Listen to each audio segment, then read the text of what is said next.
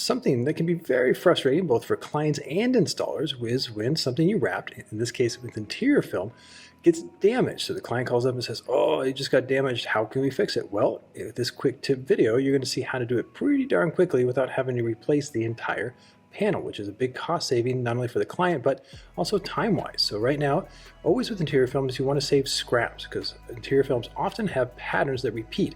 So right now, Stefano, who wrapped this cabinet in a separate video on the Wrap Institute, definitely worth checking out, takes a piece and matches it up, and basically is going to mark an area outside where the damaged section is. So the damaged section is roughly right in the middle of this piece, cuts away the excess film, now comes back to the interior piece right now, and then is going to cut a teardrop shape out of it. So he's cutting directly on the surface, and teardrop shape usually just goes with the grain, so it's very visual in most cases, even if it's a solid color.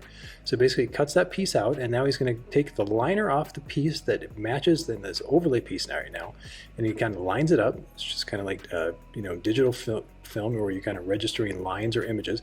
Make sure it looks really symmetrical. And now, because interior film is really thick, by cutting out the first teardrop shape, now he has an idea of how to cut this next piece out. So he kind of double checks to make sure he's cutting correctly. And he basically right now he's cutting about a 1/4 inch past or on the opposite side of that line. So he's going to basically cut on the surface again. So very important to kind of make sure you stay far away enough that you don't come short now with this piece. Very important for that. So he cuts on the outside edge on the left, and he's going to do the exact same thing. And notice he double and triple checks to make sure that he doesn't cut short. Always want to make sure you cut wide enough, and definitely put enough pressure you're cutting through both layers. Interior film is thick. Generally, this is around 8 mil thick, and that's how thick this material is. So you're cutting through 16 mil of material. And now what you want to do is take off the piece right that was on top, and don't take it off all the way now, because what you want to do is you want to take off that excess material that's on the bottom right now. So very important to kind of pull nice and gentle away. Don't pull too far into the middle because you don't want to overstretch it. And then immediately with the fingernail, and one of the best squeegees out there by far, is you squeegee the edge back in and basically makes a perfect butt joints. Same thing here, pull low and flat away so there's not too much tension on that middle piece now.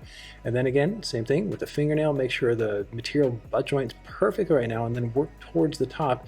And if you do it correctly, it absolutely disappears. And because there's no stretch in the film, it holds up really well for the long term. So this is how you repair damage on interior film, super quick and easy. And with that, I want to give a big thank you to Andrea for Cover Style for showing us that little quick tip and trick, and thank you for watching.